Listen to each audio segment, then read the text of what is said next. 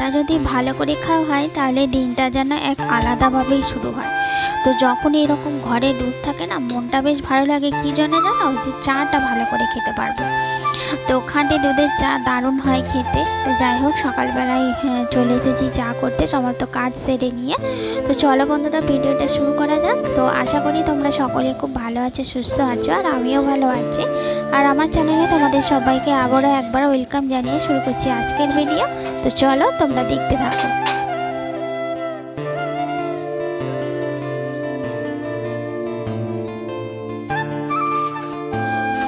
তো দেখো, 1 কাপ আমার জন্যই করলাম, কারণ সবার খাওয়া হয়ে গেছে।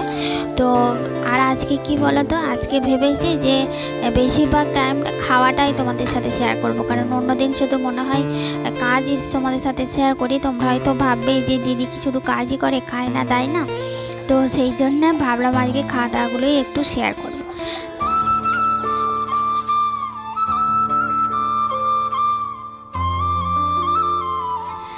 আর এই যে সর পড়েছিল অনেকটা মোটা, তো সেইটা আর লোভ সামলাতে পারলাম না। তো সেই সরটা দিয়ে মুড়ি খাচ্ছি।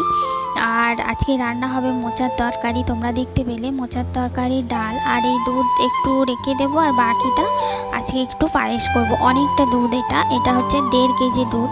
তো সবটা পায়েস করব না, যেহেতু চাল অল্প আছে। তো চলো এখন খাওয়া দাওয়ার পর্বটা সেরে নিই।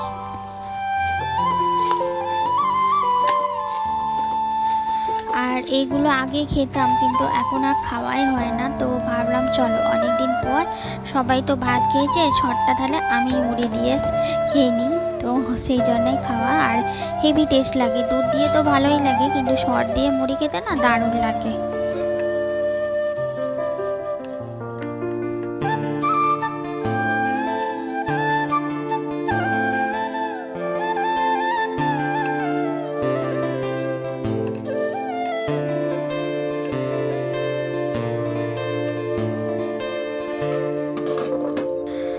আর এই যে দুটো চুনো মাছ এনেছিল, সেইটা দিয়ে বেগুন দিয়ে, টমেটো, পেঁয়াজ দিয়ে ঝাল করেছি।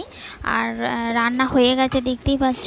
আর হচ্ছে মোচার তরকারি আর আলু ভাতে একটু রাখলাম, কারণ দুধ দিয়ে ভাত খাবে বলেছে। তো চলো রান্নাটা তাড়াতাড়ি করে নিলাম, কারণ এবার পায়েসটা চাপাবো। আর পায়েসটা চাপাতে একটু সময় লাগবে পায়েসটা হতে।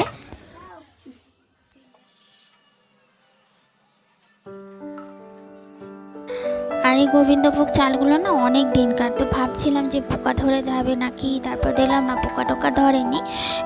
তবে আর কি যদি রাখলে হয়তো ধরেই যেত। তো তার জন্য এটা আজকে পায়েসই করে দিই।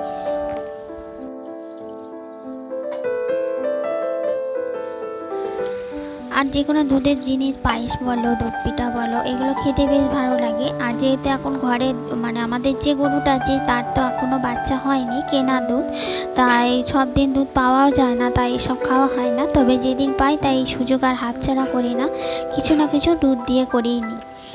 তো আর এদিকে ঘিটা দেখো শেষের দিকে টিপে টিপে যাও করে একটু বার করলাম। বেশ গোবিন্দভোগ চালেতে একটু ঘি দিলে না পায়েসটা বেশ সুন্দর সেন্ট হয়।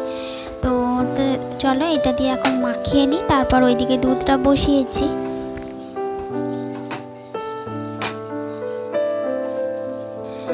আর এই গোবিন্দভোগ চালে না সেমভাবে এরকম যদি ঘি মাখিয়ে খিচুড়ি করা হয় না, সেই খিচুড়ি কিন্তু অপূর্ব টেস্ট হয়, সবজি টবজি দিয়ে, কোনো রকম মশলা ছাড়াই।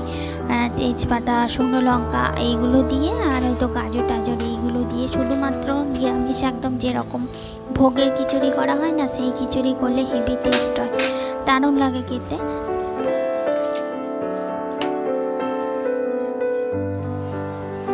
আর এই পায়েস করলে পরে দাঁড়িয়ে থাকতে হয়, যে চাপিয়ে দেবো সিদ্ধ হয়ে যাবে তা তো নয়, নাড়তে হয় মাঝে মাঝে, না হলে আবার তলায় লেগে যেতে পারে। তো আমি চাল এভাবে দুধে দিয়েই সিদ্ধ করি, যতক্ষণ সময় লাগে লাগুক। সেইটা কিন্তু ফুটে ফুটে দুধটা মরে যায়, তো ক্ষীরের মতো হয় পায়েসটা, দারুণ সুন্দর হয়।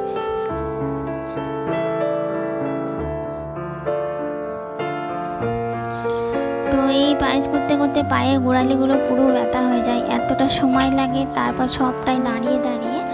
তো যাই হোক, এদিকে দেখো আমি এই যে গুড়টা যেহেতু একটু ডালা ভরা ছিল, ভেঙে দিইনি, তো এরকম টিপতে গেলাম আর দুধ পুরো আমরা মানে অনেকটা দুধ হেসে হাতে ছেটকালো, আর ছাঁকা লাগলো অনেকটাই।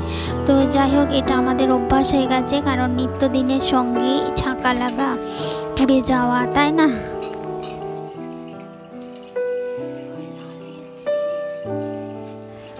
এখানটা লাল হয়ে গেছে। তো মাজন দেবো বলে সারাদিন আর সময় হলো না। শেষকালে সন্ধ্যেবেলায় মনে হলো না একটু কলগেট দিই।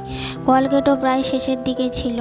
আসলে কি বলো তো, আমরা এইসব কষ্ট দুঃখ সব সহ্য করতে পারি বলে না, ভগবান মনে হয় আমার যেন মনে হয় মেয়েদেরকেই যত দুঃখ কষ্ট দেয়, কারণ আমাদের সহ্য করার ক্ষমতা আছে। তাই দেখো সারাদিন কাজের ফাঁকে এই হাতের ব্যথা ভুলেই গিয়েছিলাম। সন্ধ্যাবেলায় মনে পড়লো যে না, হাতটা তো লাল হয়ে আছে, তো লাগছে কেন? তখন মনে হলো যা, আমার তো ছাঁকা লেগেছিলো। তো যাই হোক, একটু বৈকালের দিকে বাজারে গিয়েছিলাম, তাই কাপড়টা গুছিয়ে নিলাম, আর ওদিকে ছেলে পড়ছে। তাহলে বন্ধুরা, ভিডিওটা আজকের মতো এতটুকুই রাখছি। দেখা হবে নেক্সট কোনো ব্লগে। তোমরা ভালো থেকে সুস্থ থেকো, টাটা।